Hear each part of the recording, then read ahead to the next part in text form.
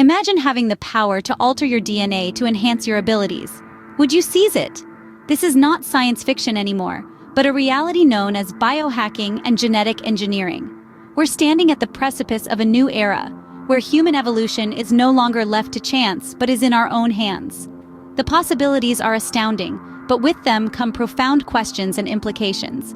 It's not just about changing our lives, but also holds the potential to reshape our political landscape. Biohacking and genetic engineering have come a long way from being mere concepts to reality. These words set the stage for our journey into the fascinating world of biohacking and genetic engineering. It all started with the groundbreaking discovery of DNA in the mid-20th century. Scientists James Watson and Francis Crick unveiled the double helix structure of DNA, a discovery that laid the foundation for the future of genetic engineering.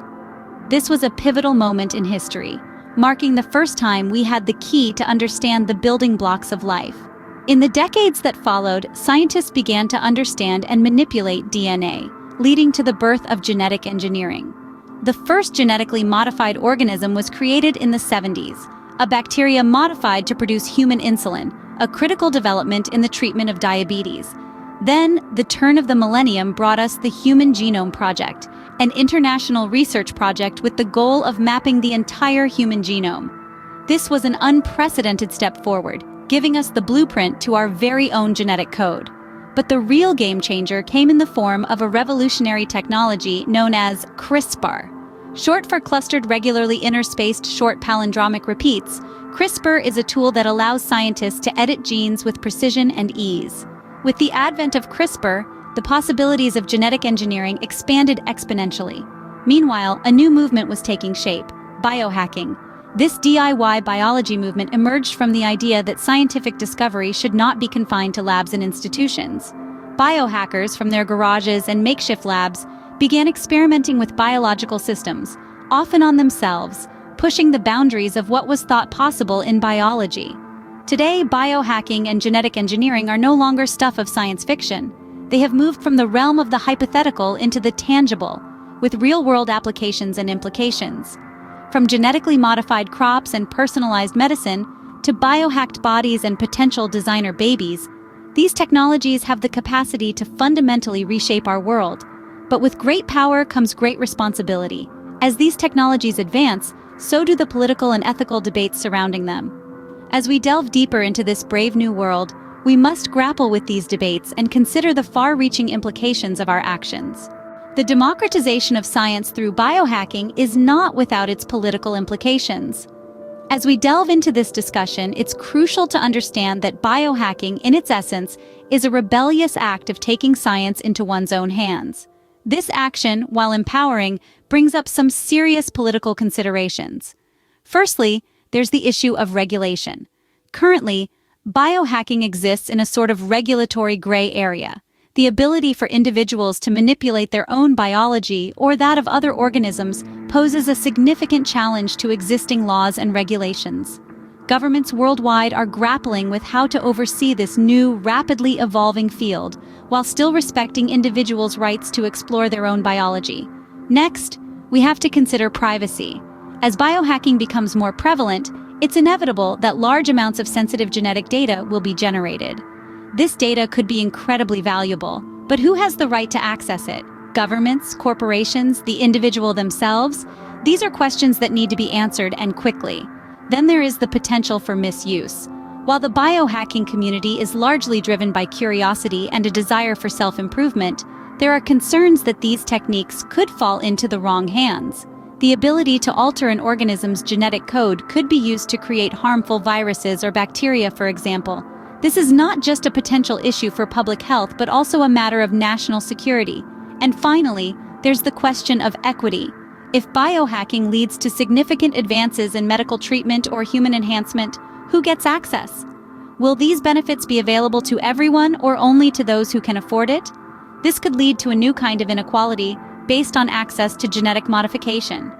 These are just a few of the political implications of biohacking.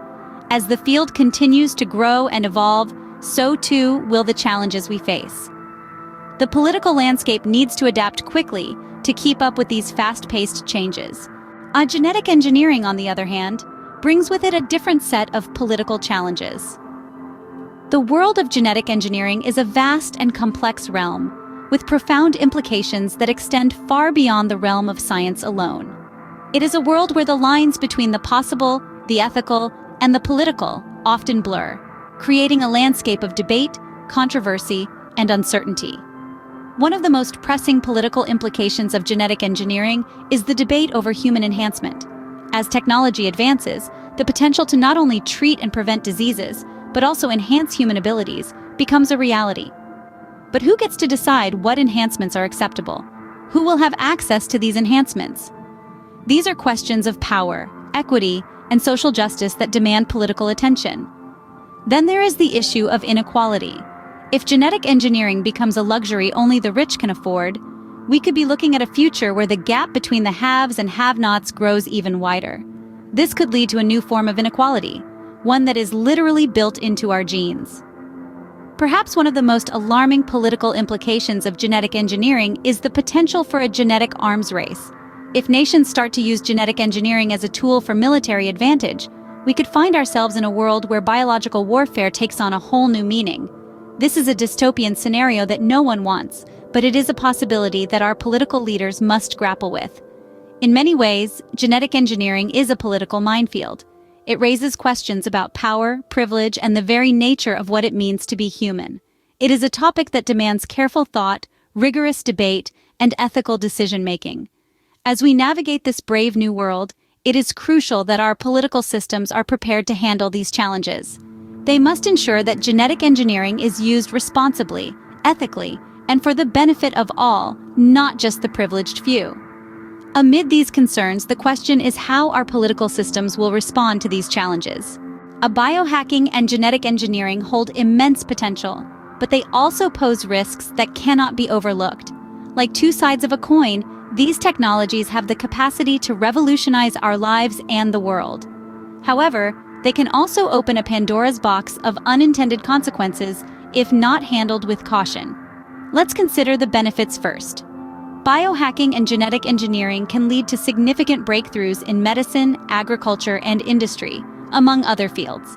They can help us combat diseases, increase food production, and create more efficient manufacturing processes.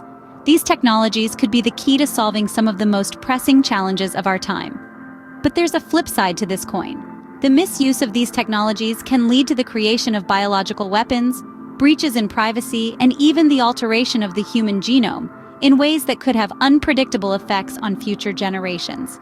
These are not just hypothetical scenarios. They are real risks that we need to address. So how do we balance these benefits and dangers? The answer lies in policy and regulation. Policymakers and regulators play a crucial role in this balancing act. They must create a framework that allows for innovation and progress, while also putting safeguards in place to protect against misuse and unintended consequences. It's a delicate balance, no doubt.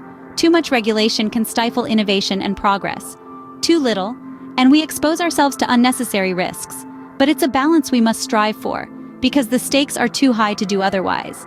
This is where public engagement and dialogue come in. We need an informed and engaged citizenry that understands the potential benefits and risks of these technologies, and that can participate in the decision-making process. Because ultimately, these are decisions that will affect all of us, and they should not be made behind closed doors. The key lies in striking a balance, where innovation thrives and risks are mitigated. This is the challenge and the opportunity that biohacking and genetic engineering present us with, and it's a challenge we must rise to meet. As we stand on the brink of a new era defined by biohacking and genetic engineering, the political implications are complex and far-reaching. We've journeyed together through the evolution of these groundbreaking fields, contemplating the myriad of possibilities they offer. From the potential to eradicate diseases to the promise of enhanced human capabilities, the potentials seem boundless. Yet as we've also explored, these advancements come with potential risks and ethical quandaries. The power to manipulate our very biology raises questions about accessibility, equity, and the potential for misuse. It's a delicate balance between the promise of progress and the potential pitfalls, requiring careful navigation. The political implications of these technologies cannot be understated. They compel us to redefine our laws, our ethical boundaries, and even our understanding of what it means to be human. As such, informed political dialogue becomes not just desirable, but essential. Policymaking in this field must be guided by a thorough understanding of the technologies, their potential benefits, and their inherent risks. In this brave new world, the question is not whether we can alter our genes, but whether we should, and if so, how we navigate the political implications of these powerful technologies.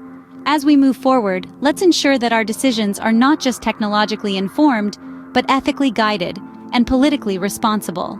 Together, we can shape a future that embraces the promise of biohacking and genetic engineering while mitigating their potential perils.